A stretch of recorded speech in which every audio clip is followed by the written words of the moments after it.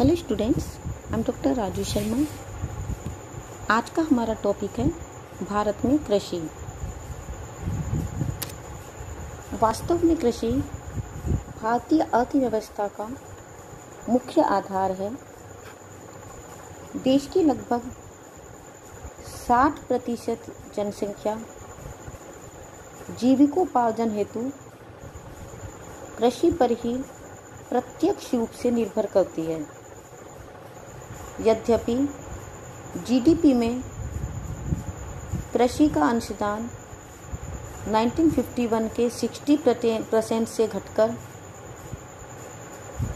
2009-10 में केवल 14.2% रह गया है, तथापि इसकी भूमिका महत्वपूर्ण है क्योंकि यह देश के 58% रोजगार का स्रोत है।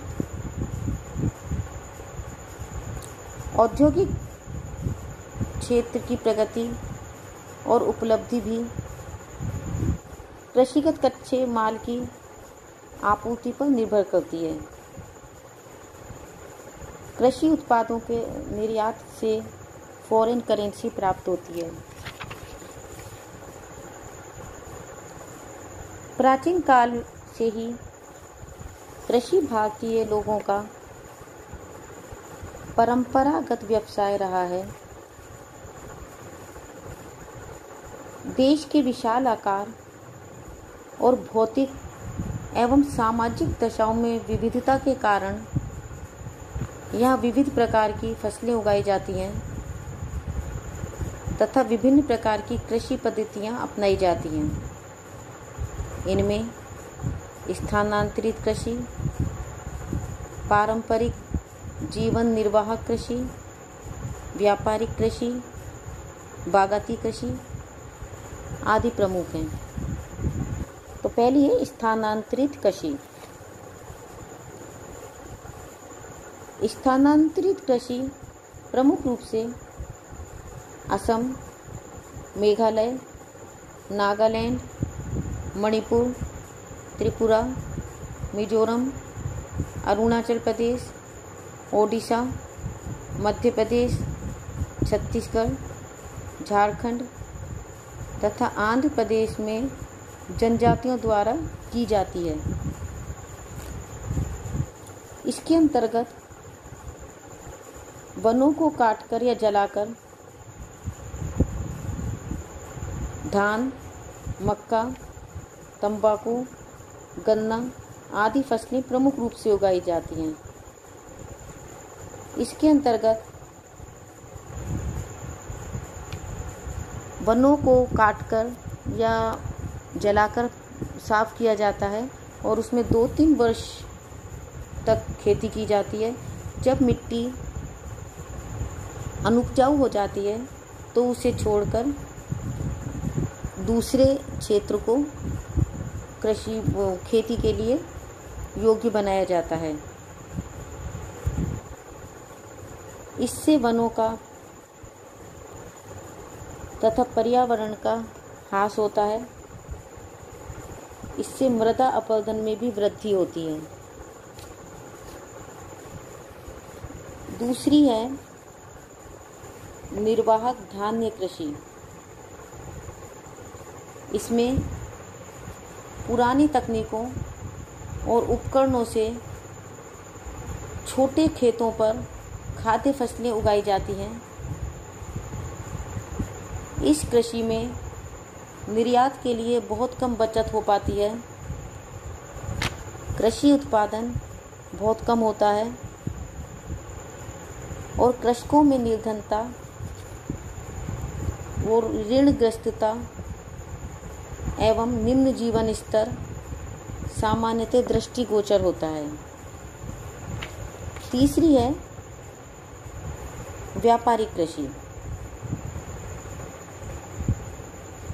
पंजाब, हरियाणा तथा पश्चिमी उत्तर प्रदेश में सुनिश्चित सिंचाई की सुविधा वाले क्षेत्रों में व्यापारिक कृषि प्रमुख रूप से की जाती है। इसमें कृषि की नई तकनीकों, सिंचाई सुविधाओं, उन्नत बीजों, रासायनिक उर्वरकों, कीटनाशकों तथा नए कृषि उपकरणों का प्रमुख रूप से उपयोग किया जाता है। इसमें अधिक पूंजी की आवश्यकता होती है, अतः इसे पूंजीवादी कृषि भी कहते हैं।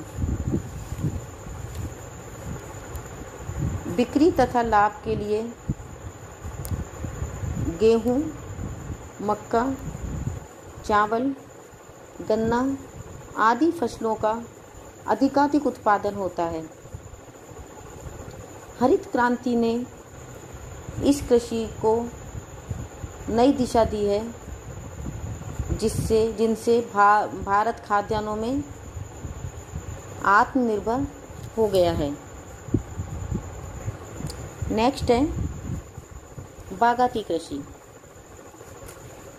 यूरोपीय बाजारों में चाय, कहवा, रबड़ आदि पदार्थों की मांग की पूर्ति हेतु बागाती कृषि का आरंभ किया गया।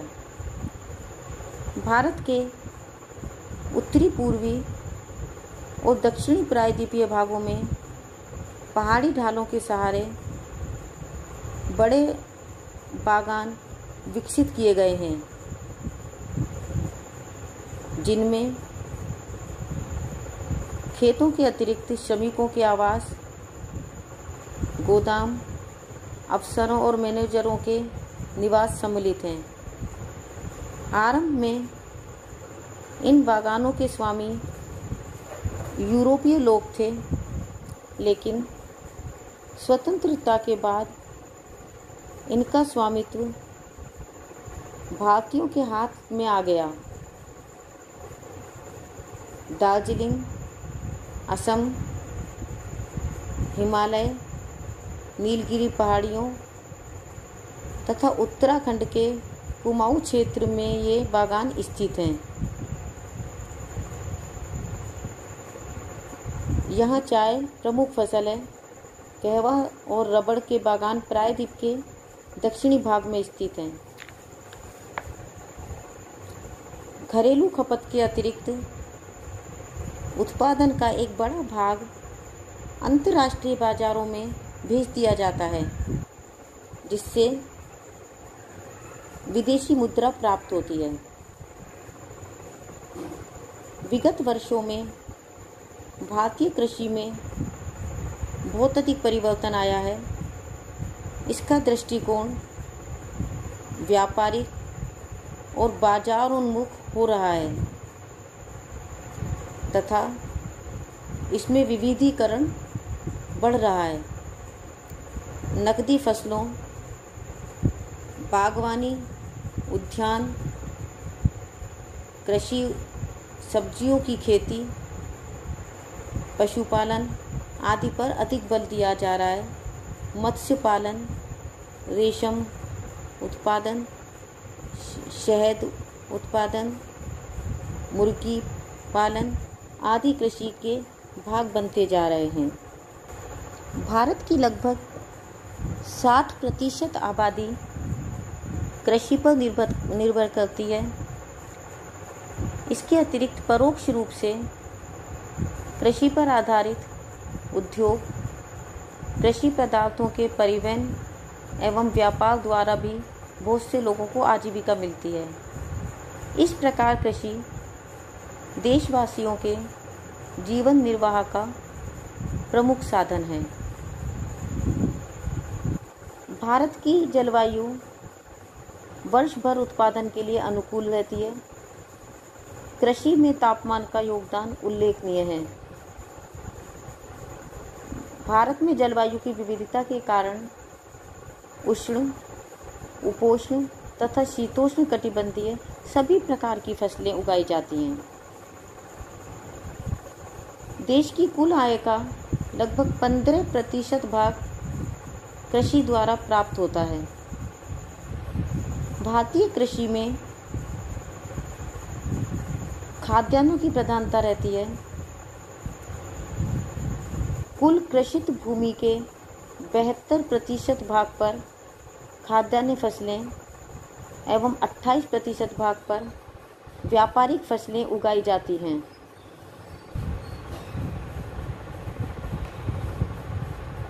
चीन के पश्चात भारत में ही विश्व का सर्वाधिक सिंचित क्षेत्र पाया जाता है। अधिकांशतः देश में एक वर्ष में 2 फसलें यानी कि रबी और खरीफ की फसलें होती हैं। कहीं कहीं वर्ष में 3 फसलें यानी कि रबी, खरीफ और जायद फसलें भी होती हैं। रबी की फसल में गेहूँ, चना, जौ, सरसों, अलसी और खरीफ में धान, ज्वार, बाजरा, मक्का, कपास, तिल, मूंगफली एवं जायद की फसलों में फल व सब्जियां उगाई जाती हैं। जनसंख्या की भारी वृद्धि के कारण प्रति व्यक्ति कृषि योग्य भूमि का क्षेत्रफल घटता जा रहा है। कृषि जोतों का आकार छोटा है। भारतीय कृषि में पशुओं का विशेष महत्व है। यद्यपि यहाँ देश की केवल 4% भूमि पर ही चारा फसलें उगाई जाती हैं। इस तरह से यहाँ की कृषि में चारा फसलों की कमी है। भारत में कृषि कार्य अभी भी कई जगहों पर पुरानी व पिछड़ी विधि से किया जाता है। निर्धन किसान मशीनों और आधुनिक यंत्रों का प्रयोग कम कर पाते हैं। आज भी बैलों तथा लकड़ी के हल से खेत की जुताई का व्यापक प्रचलन है। उर्वरकों का भी प्रयोग कम होता है। भारतीय कृषि की कई समस्याएं हैं, जैसे खेतों का आकार छोटा होना, निर्धन किसान उत्तम बीज नहीं खरीद पाते, घटिया व सस्ते बीजों के प्रयोग से उत्पादन कम होता है। भारत में खाद तथा उर्वरकों का प्रयोग कम होता है, जिससे भूमि की उर्वरता या उत्पादन शक्ति धीरे धीरे कम होती जाती है। देश की मिट्टियों में नाइट्रोजन की विशेष कमी पाई जाती है। इसके अतिरिक्त फास्फोरस और पोटेशियम की भी कमी रहती है। सिंचाई सुविधाओं की कमी, भूमि अपरदन, कृषि रोग, पूंजी की कमी, कृषि शिक्षा एवं अनुसंधान की कमी आदि भी भारतीय कृषि की कुछ समस्याएं हैं। तो इस प्रकार से बच्चों, आज हमने भारतीय कृषि